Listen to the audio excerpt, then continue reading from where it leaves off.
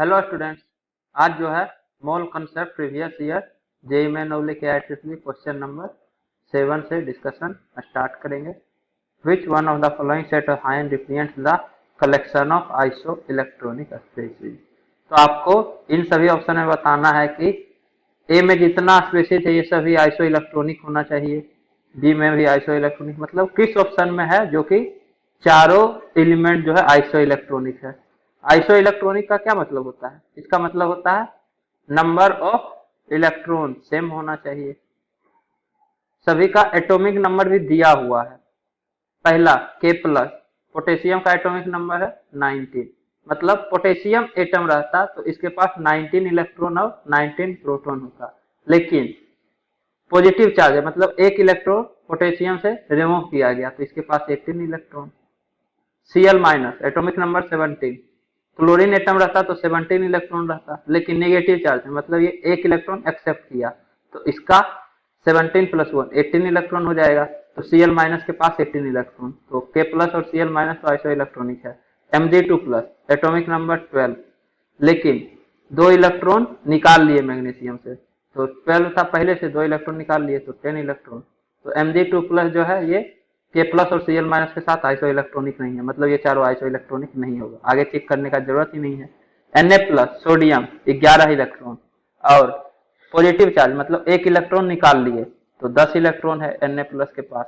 इसके बाद Ca2 plus, calcium में 20 इलेक्ट्रॉन रहता है, 2 प्लस मतलब 2 इलेक्ट्रॉन निकाल लिए तो इस पे 18 इलेक्ट्रॉन रहेगा। यहाँ 10 यहाँ 18, नंबर ऑफ इलेक्ट्रॉन सेम नहीं है तो आइसो इलेक्ट्रॉनिक चारों नहीं हो सकता है। नेक्स्ट K प्लस, यहाँ देखें K प्लस में 18 इलेक्ट्रॉन है, Ca2 प्लस में 18 इलेक्ट्रॉन है, अभी हम देखे थे। अस्केंडियम, अस्केंडियम का होता है 21, तो 21 इलेक्ट्रॉन है, लेकिन 3 प्लस चार्ज, मतलब 3 इलेक्ट्रॉन निकाल लिया अस्केंडियम से तो 21 माइनस 3 18 इलेक्ट्रॉन। Cl माइनस में भी 18 इलेक्ट्रॉन रहता है, तो इन चारों स्पेसीज में नंबर ऑफ इलेक्ट्रॉन सेम है, तो यही चारों आइसो इलेक्ट्रॉनिक होगा। सिमिलरली आप इसका भी चेक कर सकते हैं। Na प्लस तो 10 इलेक्ट्रॉन है ही, Mg2 प्लस अभी देखे थे 10 इलेक्ट्रॉन है।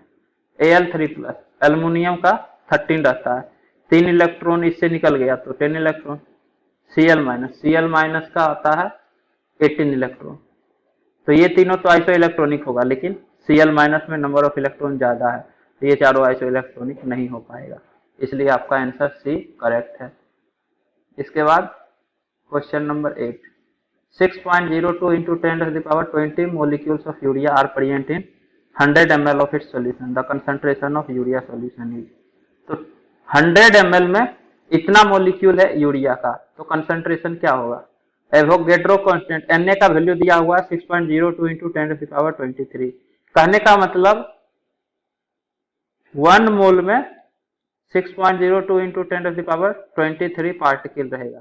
तो अगर 1 पार्टिकल प्रेजेंट है तो आप बोल सकते हैं कि आपके पास 1 divided by 6.02 into 10 to the power 23, ये अपोन में ही रहेगा, इंटू में ऊपर नहीं जाएगा, तो इतना मोल आपके पास रहेगा। अगर किसी भी एलिमेंट का 1 पार्टिकल है तो आप बोल सकते हैं आपके पास इतना मोल है उस पार्टिकल का, आपके पास इतना मोलिक्यूल है तो 1 पार्टिकल में इतना मोल, तो 6.02 इंटू 10 to the power 20, इतना मोलिक्यूल में इतना into 6.02 into 10 to the power 20, तो आपके पास 6.02 into 10 to the power 20 divided by 6.02 into 10 to the power 23, तो ये 10 to the power -3 होगा।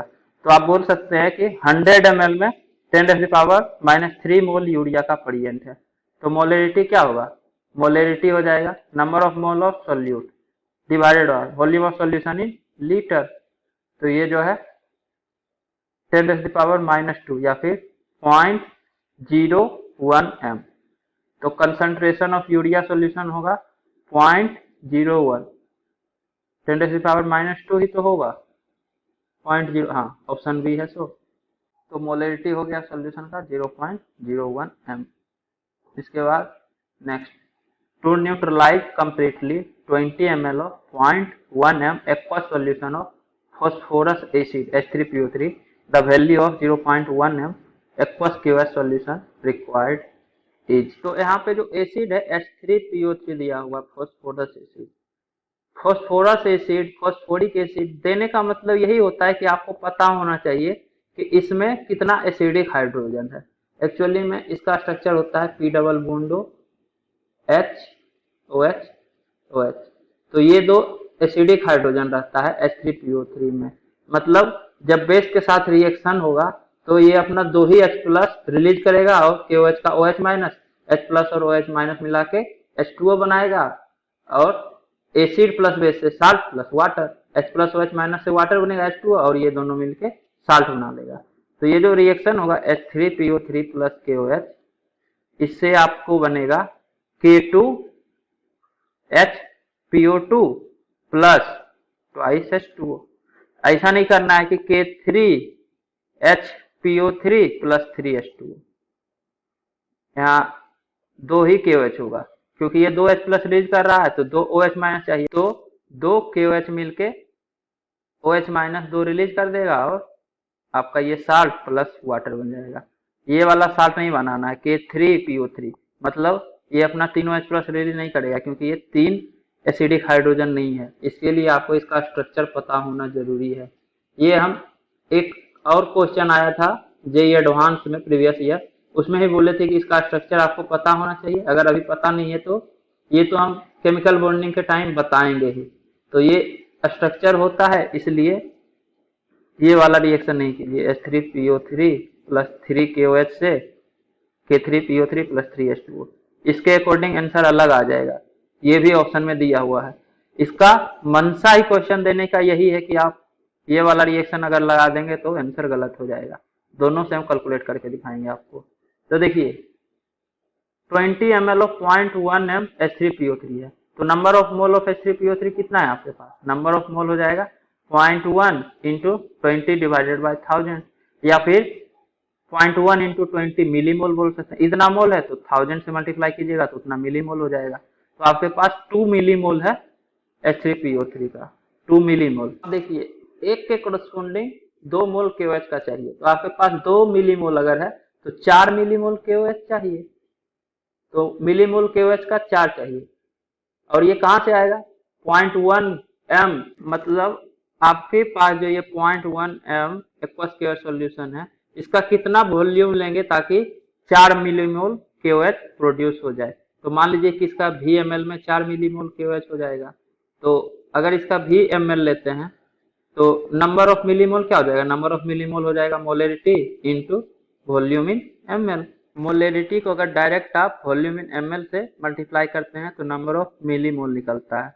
आप चाहें तो मान लीजिए कि V लीटर आप लिए हैं, ठीक है, तो नंबर ऑफ मोल होगा molarity into volume in litre. तो molarity into volume in litre को अगर आप 1000 से मल्टीप्लाई कीजिएगा तो ये जो है नंबर ऑफ मिलीमोल हो जाएगा। और अगर वॉल्यूम इन लीटर है उसको अगर 1000 से मल्टीप्लाई कर दीजिएगा तो ये वॉल्यूम इन ml हो जाएगा ना। जैसे आपके पास 1 लीटर वॉल्यूम है तो इसको अगर 1000 से मल्टीप्लाई कर दीजिएगा तो ये 1000 ml हो जाएगा। तो इसी को आप लिख सकते हैं मोलरिटी इंटू वॉल्यूम इन ml। तो आपको चाहिए 4 मिलीमोल, ये इतना ml से 4 मिलीमोल प्रोड्यूस होना चाहिए, तभी तो ये 4 मिलीमोल जो है 2 मिलीमोल के साथ रिएक्शन कर पाएगा। इसको 4 से इक्वेट कर दीजिए तो वॉल्यूम आ जाएगा 4 डिवाइडेड बाय 0.1, तो 40 ml वॉल्यूम आ जाएगा KOH का। ऑप्शन ए, मतलब 40 ml 0.1 m aqueous KOH solution रहेगा तो ये 20 ml ऑफ 0.1 m H3PO3 को न्यूट्रलाइज कर देगा कंप्लीटली। और अगर आप ये वाला रिएक्शन लीजिएगा तो इसके लिए आपको 4 मिलीमोल नहीं 6 मिलीमोल चाहिए। एक के कोरस्पोंडिंग 3, तो 2 मिलीमोल है H3PO3 का, तो 6 मिलीमोल चाहिए होगा। तो यहाँ पे 6 लिखना पड़ेगा, तो आंसर आएगा 6 divided by 0.1, 60 ml। Option D देख लीजिए। तो ये गलती नहीं करना है एग्जाम में। H3PO3 अगर इसके जगह H3PO2 रहता तो उस केस में H3PO3 प्लस KOH से KHPO2 प्लस H2O बनता, KH2PO2। H3PO2 जो है इसका स्ट्रक्चर होता है P डबल बॉन्डो HOH। ये जो ऑक्सीजन से कनेक्टेड हाइड्रोजन है यही एसिडिक होता है, तो सिर्फ यही H प्लस न्यूट्रलाइज होगा OH माइनस से, बाकी ये दोनों एसिडिक है ही नहीं। तो यहाँ पे H प्लस जाएगा और KOH से OH माइनस जाएगा तो H2O बनाएगा और ये O माइनस और K प्लस साल्ट बन जाएगा। तो KH2PO2 KH2PO2 प्लस H2O। तो इस केस में 1 मोल के लिए 1 मोल चाहिए, तो 2 मिलीमोल के लिए 2 मिलीमोल KOH चाहिए होगा। तो आपका आंसर आएगा 20 ml। तो ध्यान रखना है कि H3PO2 है, H3PO3 है या फिर इसमें H3PO3 है तो कितना एसिडिक हाइड्रोजन है, ये सब आपको पता होना चाहिए। ये बहुत ही अच्छा क्वेश्चन है, गलत करवाने वाला क्वेश्चन है। इसके बाद नेक्स्ट क्वेश्चन है, of the following set which one does not contain isoelectronic species. Note, ये ध्यान रखिए क्या होगा कि जब आप ऑप्शन ए से बी तक चेक करते जाइएगा, थर्ड तक अगर भुला गए और ये आइसो इलेक्ट्रॉनिक निकल गया तो आप ऑप्शन सी मार दीजिएगा। फिर जब आपको ध्यान आएगा कि अरे यार यहाँ तो नोट था, तब तक क्वेश्चन गलत हो चुका होगा OMR फिल करने के बाद। तो ये ध्यान रखिए, अभी ही अंडर जहां भी नोट आए which of the following statement is false, तो ये सब ध्यान रखिए। जनरली ट्रू ध्यान रह जाता है, आप फर्स्ट ऑप्शन से सेकंड ऑप्शन चेक करते करते ये भूल जाते हैं। थर्ड ऑप्शन अगर आपको ट्रू दिखता है तो ट्रू मार के आगे बढ़ जाते हैं। ये गलत करवाने के लिए ही दिया जाता है एग्जाम में, तो इसको अंडरलाइन कीजिए जहां भी आए और हर ऑप्शन के बाद ध्यान रखिए क्या पूछ रहा है, नोट या क्या। तो आइसो इलेक्ट्रॉनिक स्पीशीज किसमें नहीं है, तो देखिए BO3 3 minus, CO3 2 minus, NO3 minus. तो 3 ऑक्सीजन तीनों में है, तो 3 ऑक्सीजन में तो नंबर ऑफ इलेक्ट्रॉन सेम ही होगा। बोरोन, कार्बन, नाइट्रोजन, बोरोन पे 3 नेगेटिव चार्ज है, ऑक्सीजन के कारण तो सेम ही होगा, बोरोन पे 3 नेगेटिव चार्ज, तो इस पे 3 इलेक्ट्रॉन और ज्यादा हो गया बोरोन पे।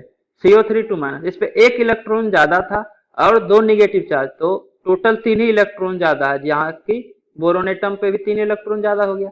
कार्बन पे 1 इलेक्ट्रॉन ज्यादा था। ओवरऑल आप बोल सकते हैं कि बोरोन 3 माइनस और carbon 2 minus, number of electron same ही होगा। सिमिलरली कार्बन 2 माइनस और नाइट्रोजन माइनस, तो नाइट्रोजन के कारण 1 इलेक्ट्रॉन ज्यादा आया तो फर्दर 1 ही नेगेटिव चार्ज है, मतलब इस पे 1 ही इलेक्ट्रॉन और ज्यादा है, तो टोटल कार्बन से 2 ही इलेक्ट्रॉन ज्यादा है और इस पे 2 नेगेटिव चार्ज। या फिर आप देखिए एटॉमिक नंबर 5 6 7, और बढ़िया से आप समझ जाइएगा, तो 5 इलेक्ट्रॉन था, 3 इलेक्ट्रॉन और एक्सेप्ट किया तो 8 इलेक्ट्रॉन हो जाएगा। 6 इलेक्ट्रॉन था, 2 इलेक्ट्रॉन एक्सेप्ट किया तो 8 इलेक्ट्रॉन, और नाइट्रोजन पे 7 इलेक्ट्रॉन, 1 इलेक्ट्रॉन एक्सेप्ट किया 8 इलेक्ट्रॉन, और 3 ऑक्सीजन पे तो सेम ही होगा। तो ओवरऑल ये आइसो इलेक्ट्रॉनिक स्पीशीज है, आंसर नहीं होगा, नॉट आइसो इलेक्ट्रॉनिक हमको पूछ रहा है। SO3 2 minus, CO3 2 minus, NO3 minus, तो CO3 2 माइनस और NO3 माइनस तो आइसो इलेक्ट्रॉनिक है। SO3 2 माइनस, तो सल्फर पे कितना इलेक्ट्रॉन होगा, का एटॉमिक नंबर होता है 16, तो 16 और 2 इलेक्ट्रॉन और एक्सेप्ट किया SO3 2 माइनस तो प्लस 2 18। कार्बन का एटॉमिक नंबर होता है 6, 2 इलेक्ट्रॉन एक्सेप्ट किया तो 8, तो कहां से नंबर ऑफ इलेक्ट्रॉन सेम होगा, 3 ऑक्सीजन के कारण सेम होगा, लेकिन सल्फर के पास 16 और ये 2 18 इलेक्ट्रॉन हो गया, कार्बन के पास 6 और 2 इलेक्ट्रॉन ये एक्सेप्ट किया, 2 नेगेटिव चार्ज है ना, तो 8 और 18 सेम हो ही नहीं सकता है। ऐसे भी आप उतना एटॉमिक नंबर अगर ध्यान नहीं भी है तो सिंपल सोचिए कि ये थर्ड पीरियड का एलिमेंट है, थर्ड पीरियड का एलिमेंट है तो सेकंड पीरियड से थर्ड पीरियड में 8 इलेक्ट्रॉन का डिफरेंस हो ही जाएगा, तो थर्ड पीरियड में जाके 8 इलेक्ट्रॉन का डिफरेंस कम से कम होगा ही, तो ये 2 माइनस नहीं होगा। कहने का मतलब आपको आइडिया लग जाना चाहिए अगर आप पीरियोडिक टेबल वगैरह पढ़े हुए हैं तो, और एग्जाम जब दे रहे हैं तो आपको कंप्लीट सिलेबस हो चुका है, पहला चैप्टर तो चल नहीं रहा है, तो आपको ये आइडिया लग जाना चाहिए एग्जाम हॉल में कि ये नहीं होगा। तो आइसो इलेक्ट्रॉनिक नहीं है तो आंसर होगा not contain isoelectronic species, answer B ही हो जाएगा। नेक्स्ट आप देख लीजिए CN minus N2 C2 2 minus, CN minus और N2, एक नाइट्रोजन तो सेम है, एक आपके पास C माइनस है और एक नाइट्रोजन है, तो इन दोनों में नंबर ऑफ इलेक्ट्रॉन सेम होना चाहिए।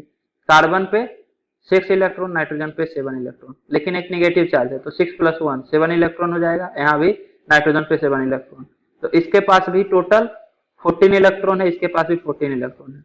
कार्बन के पास 6, नाइट्रोजन के पास 7, तो 6 + 7 13 और नेगेटिव चार्ज तो एक और इलेक्ट्रॉन आ गया तो 14। सिमिलरली C2 2 माइनस, इसको आप C माइनस लिख सकते हैं, तो दोनों कार्बन एक एक इलेक्ट्रॉन एक्सेप्ट किया, तो ये C माइनस और नाइट्रोजन दोनों में नंबर ऑफ इलेक्ट्रॉन सेम रहता है, तो C माइनस को आप बोल सकते हैं नाइट्रोजन ही है, दोनों में सेम नंबर ऑफ इलेक्ट्रॉन। या फिर कार्बन पे 6 × 2 12 और 2 नेगेटिव चार्ज मतलब 2 इलेक्ट्रॉन और एक्सेप्ट किया तो 12 + 2 14। Similarly PO4 SO4 2 minus ClO4 minus, 4 oxygen, इसके कारण number of electron same. Phosphorus, sulphur, chlorine, तो फास्फोरस के बाद आता है सल्फर, सल्फर के बाद आता है क्लोरीन, तो फास्फोरस से एक ज्यादा इलेक्ट्रॉन होगा सल्फर में, क्लोरीन पे एक ज्यादा इलेक्ट्रॉन होगा सल्फर से। अब देखिए फास्फोरस 3 इलेक्ट्रॉन एक्सेप्ट किया, तो इसका अगर x था तो 3 इलेक्ट्रॉन एक्सेप्ट किया तो x प्लस 3 इलेक्ट्रॉन हो जाएगा। सल्फर पे x प्लस 1 इलेक्ट्रॉन होगा क्योंकि फास्फोरस से एक ज्यादा इलेक्ट्रॉन होता है, और ये 2 इलेक्ट्रॉन एक्सेप्ट किया तो प्लस 2, तो इस पे भी x प्लस 3, और सल्फर पे अगर x प्लस 1 है तो क्लोरीन पे x प्लस 2 हो जाएगा, एक इलेक्ट्रॉन ज्यादा होगा, एक इलेक्ट्रॉन, और ये एक्सेप्ट किया क्योंकि नेगेटिव चार्ज है तो प्लस हुआ, तो x प्लस 3, तो number of electron P3 minus S2 minus Cl minus same है, और 4 ऑक्सीजन के कारण भी सेम होगा, तो इसमें भी सभी के पास सेम नंबर ऑफ इलेक्ट्रॉन है, तो ये आइसो इलेक्ट्रॉनिक होगा। तो ये तीनों आइसो इलेक्ट्रॉनिक है, जितना भी स्पीसीज है, तो आइसो इलेक्ट्रॉनिक है, तो ये आपका आंसर नहीं होगा। इसके बाद नेक्स्ट क्वेश्चन है, two solutions of a substance non-electrolyte are mixed in the following manner: 480 ml of 1.5 m first solution plus 520 ml of 1.2 m second solution. What is the molarity of the final mixture? तो non electrolyte है, मतलब water में ये dissociate नहीं करता है, तो क्या होगा कि आपके पास एक में 480 ml है और इसका मोलरिटी दिया हुआ है 1.5 m, और दूसरा है 520 ml, इसका मोलरिटी दिया हुआ है 1.2 m। दोनों को मिक्स किए, तो जब दोनों को मिक्स किए तो टोटल नंबर ऑफ मोल जो है इसमें और इसमें सेम होना चाहिए। मिक्सिंग का फॉर्मूला ही होता है M1V1 plus M2V2 equal to M final into V1 plus V2, क्योंकि V फाइनल जो है वो V1 प्लस V2 के इक्वल होगा। जब दोनों को मिक्स कर दिए तो फाइनल वॉल्यूम 480 प्लस 520 1 लीटर हो जाएगा। तो M1 1.5 into M1 into V1, V1 है 480 divided by 1000, volume in litre होगा ना। नंबर ऑफ मोल इसमें कितना होगा 1.5 into 480 by 1000 plus 1.2 into 520 by 1000, और इसमें नंबर ऑफ मोल इतना है। जब दोनों को मिक्स कीजिएगा तो नंबर ऑफ मोल होगा 30 प्लस 30, और जब मिक्स किए तो मान लीजिए मोलरिटी फाइनल M फाइनल आ गया, तो नंबर ऑफ मोल फाइनली क्या हो जाएगा M final into V final, और इनिशियल मोल और फाइनल मोल तो सेम होना चाहिए, तो ये molarity final into V final, तो 1 लीटर दिया हुआ है, तो यहाँ से मोलरिटी फाइनल आ जाएगा 1.5 into 48 divided by 100 plus 1.2 into 82 divided by 100। Calculate करने के बाद इसका वैल्यू आता है 72 plus 98.4 divided by 100 divided by 100 equal to molarity final. तो मोलरिटी फाइनल होगा 170.4 डिवाइडेड बाई 100। तो आप बोल सकते हैं मोलरिटी फाइनल जो है वो 1.70 m होगा। 1.70 m तो है ही नहीं कहीं। यहाँ पे जो है थोड़ा सा गड़बड़ हो गया, 1.2 इंटू 52 है ना, ये 520 से हम 82 कर दिए थे, तो ये 62.4 आएगा। 72 प्लस 62.4 डिवाइडेड बाई 100, तो ये जो है 134.4 डिवाइडेड बाई 100 होगा, तो मोलरिटी फाइनल आएगा 1.344। तो कैलकुलेशन मिस्टेक हो गया तो थोड़ा ध्यान दीजिए, यहाँ पे बी ऑप्शन करेक्ट है, तो 11th का आंसर बी होगा। अब जो है अगले लेक्चर में क्वेश्चन नंबर 12 से डिस्कशन स्टार्ट करेंगे। तो उम्मीद करता हूँ कि आपको ये वीडियो पसंद आई होगी। यदि आपको ये वीडियो पसंद आई है तो इसे लाइक करें, कमेंट करें और अपने दोस्तों के बीच शेयर करना ना भूलें। Thank you.